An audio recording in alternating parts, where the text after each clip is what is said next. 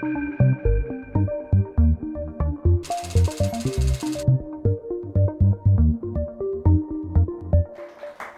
you, Evan, for that lovely introduction. Mickey take out of all of our branding for the last year, which was well deserved, I have to say. So a lot of the things you said, I'm very conscious of. He's already told me to keep it short because we want to get into the actions and experimentations of the day. So all I'm trying to do is set up some of the context and the background. And I must say, this was, of all the events, all the Adaptathons across the whole the year that I've been in as president, this is the one I've been looking forward to most. You just said it's the fulcrum. It's really, when you talk money, yeah, it tends to sort of get a lot of people turning up, which is great to see so many of you here. And it tends to influence all the other things we're trying to do, as it does in life. Money talks. So that's why I've been looking forward to this today. And it's not just about today, by the way. There's been work going in before today, lots of blogging, lots of articles in the press. But also what will happen is after today is equally as important as today. You are the people, really sort of the opinion formers, but the whole point of my agenda is trying to spread it across the industry. Spread good practice, spread opinion forming. So you're experimenting today, but it's for us to take it out to the wider community. So, if you had to sum up my agenda in one chart, it would be that. Who are we talking to? And it's very much in this room who we are talking to. It's deliberately not just the agency world. It's agencies and clients and intermediaries and media and consultants. And in fact, we've got several people here from outside the industry who are bringing wider perspective. Now, why is it, I think I'm the first president to actually bring in formally clients. So we've formed a client council of 12 clients, some of whom have very much helped in today's preparation. Why do we do that? Well, obviously we do advertising. We don't do it on our own as agencies. We do it with clients. So let's actually, if we're in a very changing world, we all know this constant change of communication, it's best to work together rather than navel gaze and look at yourself. So that was really bringing clients in, not only the client council, but as we've seen today with ISBA. So we've been working very closely with ISBA, as well as some others, so Marketing Society and the AA, deliberately trying to make this a cross-industry initiative. So, what do we want to achieve? I think, why did I join the IPA as VCCP? Because the IPA stands for one word, and Peter will talk about this, but is the word effectiveness. Why do clients want us? Clients want us to deliver our creativity, to deliver effectiveness. I've called it commercial creativity. To deliver commercial results for the client, and also in return for the agencies. That's what we are here for. So how do we better our commercial creativity in an ever-changing world? So I've used Adapt, I've been very Darwinian. So how do we evolve? There's lots of things we do really well, but in a constantly changing environment, we need to adapt. We need to reshape the business model to reflect an evolving and very, very dynamic industry. And I, as Evan said, I've picked very simple acronym. In which areas of the business model? Well, it's in those 5 areas of the acronym. So he's touched on this, but I'll just bring, really what I'm saying is the first one is how do we develop better, I've called it alliances, but I think the better word is partnerships, another P word. And you'll hear from Martin, from Pernod Ricard, about some of the things he's looking from a client perspective. What's he looking for from agencies? This idea of a very strong, deeper, broader, better, ideally longer partnership, because that delivers better commercial creativity. There's lots of facts that back that up. The second thing, if that's your base, if we have a strong, trusting relationship, then you can diversify. We can take our creativity, our commercial creativity that's in agencies, and apply it across more communication, more commercial channels. Thirdly, how can we do that to be more agile? At our worst, we're quite conservative in the ad industry. How can we, in a more 24/7 world, how can we be more agile, more flexible, more responsive to this 24/7 world, this social digital world we live in? The fourth one, it's about less time-based, more value-based performance. How do we get paid? And it's not saying ditch time-paced, to be really clear. It's evolving from what we've done to what can we do to bring in more ways of looking at our contribution and the balance between risk and reward. And then the fifth one we move on to in October is if you've got the right business model, then you'll be able to attract and invest in the right talent. So that is something I'll be building on in 3 months' time. And we've called it this corny Adaptathon, and this is the spine of the whole programme. These events where we experiment. And as I say, it's more than that. We've got hubs at the IPA, the Marketing Society and ISBA. There's a number of things that happen outside of here, but today is the engine room for sort of kicking off each particular strand. And what we do is we write these up. So I'm trying to end up at the end of my 2 years in something called a commercial creative contract. Really, it's like a best practice across the 5 areas, and we're writing it up chapter by chapter. So the third chapter, agility, the book is out. There's lots of digital copies, there's hubs, there's blog, there's all sorts of things, but if it's actually being held in a good old-fashioned publication, that's the third chapter, and it will all come together in 5 chapters at the end, and that is pulling together all the things we're learning. But as I say, it's really up to you to contribute. This is not a IPA out thing, this is an industry-wide. It's only going to be as good as your contribution. So, and it's really important it's not held in this room, we're representing the industry. So, there he is, the meerkat. I had to pick a meerkat, didn't I, at VCCP? Sitting on a pile of money, taking a higher view. That's what we're looking at. It's really because we've talked a lot as an industry about remuneration, about different ways of paying ourselves. Sometimes there's been a bit of whinging going on. But what we're trying to do today is actually evolve it.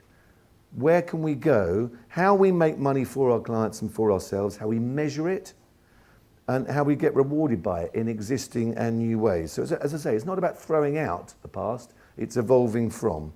And it is really important, what I'm trying to achieve is a win-win.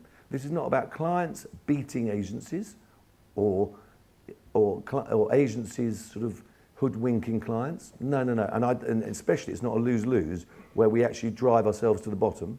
It's about win-win. How can we both commercially benefit from what we do together?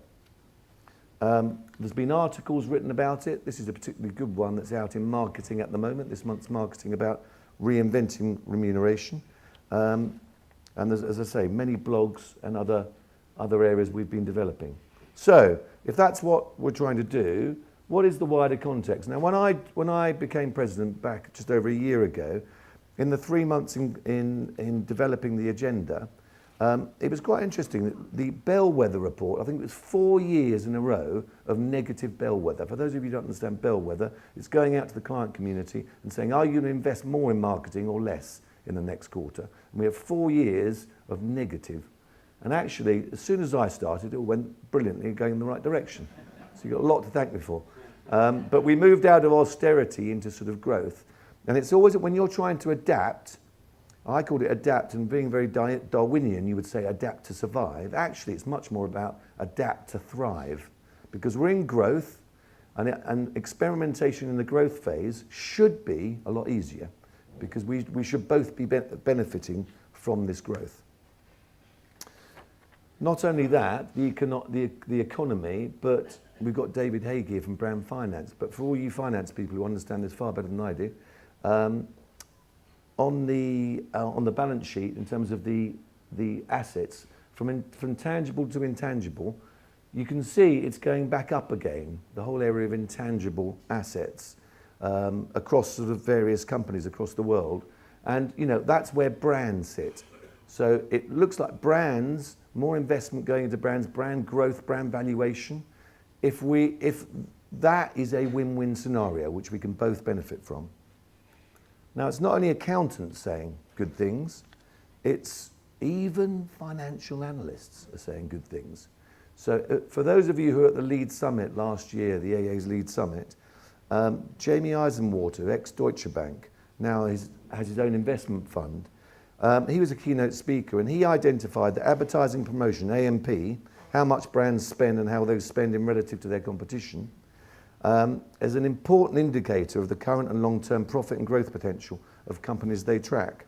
So he was saying how much the value of marketing is being appreciated by the investment community more than ever before. So it's not just accountants, you're getting financial analysts saying A&P, the more you invest in it, the more it's going to drive your commercial engine as a company. And even our procurement people, several procurement people in the room, this is an interesting one. There was ProcureCon, which was a conference about a month ago, and this is a book by two guys, one who's ex-procurement at P&G and one from McCann Erickson. This is a quote: "Marketing is an investment, not a cost. Nothing is more self-evident, yet more ignored. Marketing money isn't being spent because we have to spend it. It's not a cost of doing business. There's nothing mandatory about a marketing budget. We spend money on marketing because we believe it adds value to our brands and to our top and bottom lines." So we see the procurement community, again, looking at marketing investment and how do we evolve how they work with agencies. We've also got Martin here from Pernod Ricard to not only the UK, but he's going to give a perspective from a global, not only him as a company, but in terms of his position at the WFA. And again, signs are good. I won't steal your thunder, but he's going to give a perspective. So what we are trying to do today is really this win-win performance. And we've had a precursor to today about 2 months ago, where the IPA and ISBA got together as a workshop, and we had 24 of us, senior IPA members, ISBA representatives from procurement and from marketing, came together and a good old-fashioned brainstorm. And out of this, we're going to try and build on that today, and that's really what the Adapt Labs are based on. And really what came from this was this real validation of the desire to move from the current model of solely time-based remuneration. Still, that's going to be the core, but how do we move on from it? Because participants wanted, they said, less focused on cost and more on value, greater clarity in the scope of work, and more trusting relationships. Those were 3 of the key themes. And one of the procurement people from there were from Coca-Cola, and they're particularly well known amongst lots of other companies trying to innovate in this whole area of remuneration. They call it the value-based compensation model. As I say, there are other models out there, but it really looks at low risk, the difference between sort of low risk side and more high innovation side, and how they're trying to balance money and time. The other thing that was talked a lot about was that, another acronym, PBR. Payment by results is something we've talked a lot about. Sometimes it works, sometimes it doesn't. And a lot of the frustrations, well, some of the things that work well, but also the frustrations were aired. And we're going to try and build on that today, because again, we're looking for win-win. And this whole new area, especially in this world of digital and technology, how it's coming into our business more and more minute by minute, is this appetite for new investment models. And even the fight to fight for a share of the corporate capital expenditure budget for marketing R&D. So this movement from OPEX to CAPEX is something that we are seeing more and more, and you'll hear more of that later today. And lastly, what came out of it was, a good old-fashioned industry charter. You'll have it in your booklets, but it's something that I want to play back to you at the end of the day to say, have a look at it, see both in terms of business performance and relationship performance. These are some of the principles that we pulled together that we think if everyone bought into these and acted on these in terms of best practice, it would move us forward. So that is something we'll revisit at the end of the day. So, lastly, today's agenda. We have in the room people from the IPA, from finance people and client services, wider management people as well as finance. And we have from ISBA, procurement and marketing.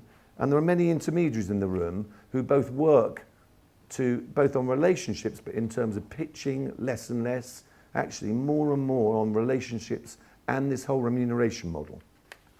And they've had a lot of input into this particular Adaptathon. You've touched on this, but I'm provoking.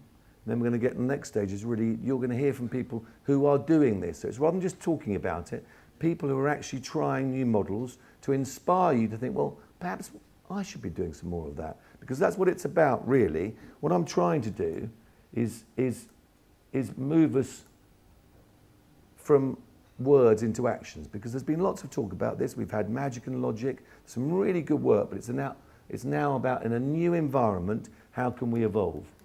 So keep that in mind. Those are the three things that we're basing today on, is about moving from inputs and fees at the core. How do we move more towards outputs and outcomes in terms of how we perform and how we get rewarded for our commercial creativity?